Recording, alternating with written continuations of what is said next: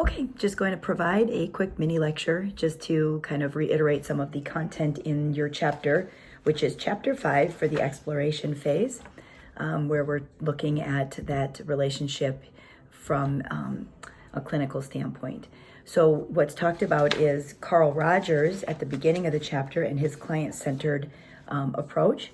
He believed that there were core conditions that were sort of essential in the development of a therapeutic relationship. And if these core conditions were met in that dynamic, then a client could be free to explore and learn more about him or herself and discover and tap into those qualities that exist inside already that are sort of innate but haven't maybe been haven't come to fruition.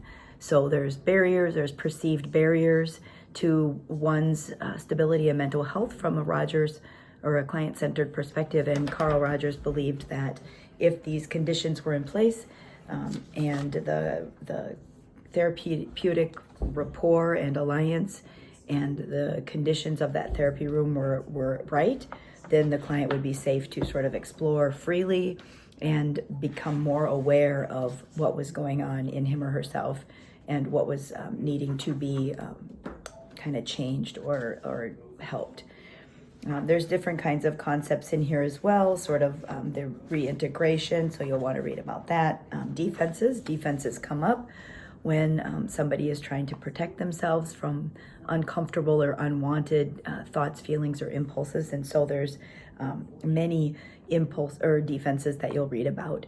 It's sort of this incongruency between how one is currently experiencing oneself and what's kind of going on in that moment or in that current kind of relationship. So they have a incongruence between their sense of self and what they're experiencing currently.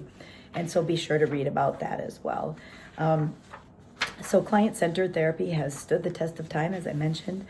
It's used in many different areas, and I believe that it's also used kind of in conjunction with other approaches. And so maybe one would use a client-centered approach early on in the therapeutic dynamic, and then that would be encouraging to a client and they would feel loved and they would feel accepted and could then work on maybe some of the more difficult things, like from a cognitive behavioral perspective, or if they were experiencing trauma and needed to work through that.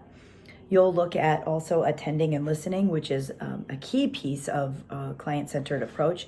I also put a PowerPoint in there, but there's many things involved in active listening and attending, and there's skills both verbally and non-verbally. So you'll want to make sure that you're reading through that to kind of get a better sense of that. Let's see, what else? Considering cultural diversity and empathy. Being empathic is also key, and this is one of the core conditions. And so you'll want to make sure that you also attend to people whose background is different from your own. And sometimes that can be a little more challenging.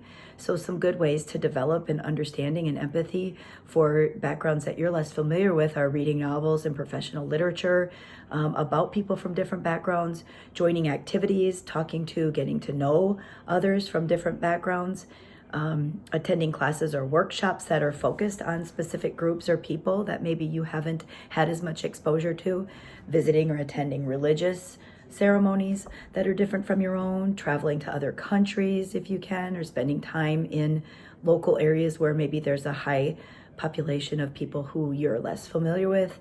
Volunteer work can also be a really good strategy, watching popular movies that will kind of show or have illustrated in them people who you're less familiar with. So those are just a few ideas, but it's very important to have a broad range and breadth of understanding so that you can increase your own empathy skills, which is a key core condition. It'll also help you to establish more respect towards that culture if you know more about it.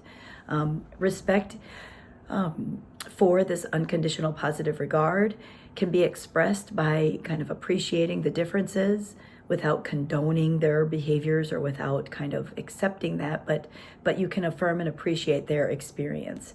Looking for the good in everyone, communicating regard for their thoughts, feelings, and abilities, and kind of noticing, acknowledging, and highlighting the client's strengths capabilities, resiliencies, coping skills, potential, and resources. So really focusing on kind of more of a strengths and positive approach. Being polite and attending to cultural norms where appropriate. So these are just a few things to kind of coincide or kind of piggyback on your chapter for the week. And I hope it helps. And then, like I said, there's materials in the module for this week as well that will also sort of supplement the things that you need to review and have an increased understanding about. All right. Thank you and have a great week.